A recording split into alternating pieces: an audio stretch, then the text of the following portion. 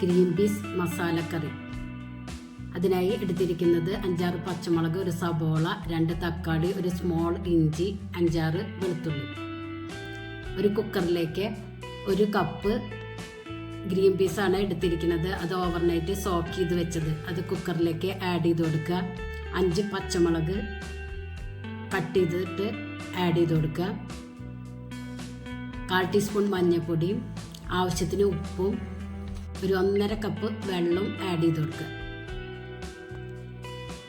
എന്നിട്ട് കുക്കർ മൂടി ഒരു 4-5 വിസിലിട്ട ഗ്രീൻ പീസ് നല്ലവണ്ണം വെന്തിരിക്കണം. അപ്പോഴത്തേനും അതിലേക്കുള്ള മസാല റെഡിയാക്കുക. ഒരു പാനിലേക്ക് 2 ടേബിൾ സ്പൂൺ വെളിച്ചെണ്ണ ആഡ് ചെയ്യുക. അതിലേക്ക് ഇഞ്ചി വെളുത്തുള്ളി ചതച്ചത് ആഡ് ചെയ്ത് കൊടുക്കുക. അതൊന്ന് ബ്രൗൺ കളറാവുമ്പോൾ അതിലേക്ക് ഒരു സബോള ഇതുപോലെ കട്ട് ചെയ്തത് ആഡ് ചെയ്ത് കൊടുക്കുക.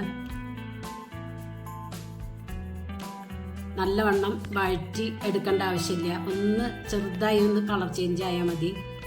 സബോള ഒന്ന് വേഗം വഴന്നു വരാനായി അല്പം ഉപ്പ് ആഡ് ചെയ്ത് കൊടുക്കുക.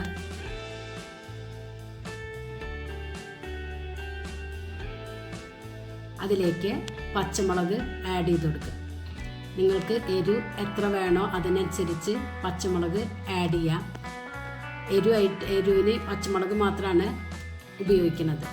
ഇതിലേക്ക് 2 ടേബിൾ സ്പൂൺ മല്ലിപ്പൊടിയും ഒരു നുള്ള് മഞ്ഞൾപ്പൊടിയും ആഡ് ചെയ്ത് കൊടുക്കുക. ഇത് ഇതുപോലെ ഒന്ന് റോസ്റ്റ് ചെയ്തെടുക്കുക. നല്ലവണ്ണം ഇളക്കി മല്ലിപ്പൊടിയുടെ പച്ചക്കുത്തൊക്കെ വിട്ടതിന് ശേഷം അതിലേക്ക് 2 തക്കാളി കട്ട് ചെയ്തത് ആഡ് ചെയ്ത് കൊടുക്കുക. ഇളക്കി യോജിപ്പിക്കുക. തക്കാളി ഒന്ന് ഉടഞ്ഞു വരാനായി 2 മിനിറ്റ് മൂടി വയ്ക്കുക. അപ്പോൾ തക്കാളിയൊക്കെ ഉടഞ്ഞു വന്നിട്ടുണ്ട്. അത് തവി വെച്ചിട്ട് ഒന്ന് ഉടച്ചു കൊടുക്കുക. അതിലേക്ക് കുക്കറിൽ വേവിച്ച് വെച്ച ഗ്രീൻ പീസ് ആഡ് ചെയ്ത് കൊടുക്കുക.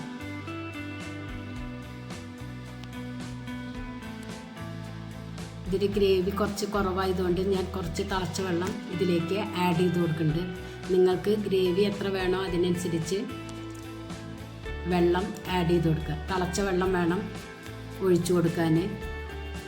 ഉപ്പൊന്ന് ചെക്ക് ചെയ്തിട്ട് പോരെങ്കിൽ ആഡ് ചെയ്ത് കൊടുക്കുക. ഉപ്പ് കുറവായതുകൊണ്ട് ഞാൻ കുറച്ച് ഉപ്പ് ആഡ് ചെയ്ത് കൊടുക്കുന്നുണ്ട്. ഒന്ന് കുറുകി പരുവത്തിൽ സ്റ്റൗ ഓഫ് ചെയ്യുക. മല്ലിയില ആഡ് ചെയ്ത് കൊടുക്കുക.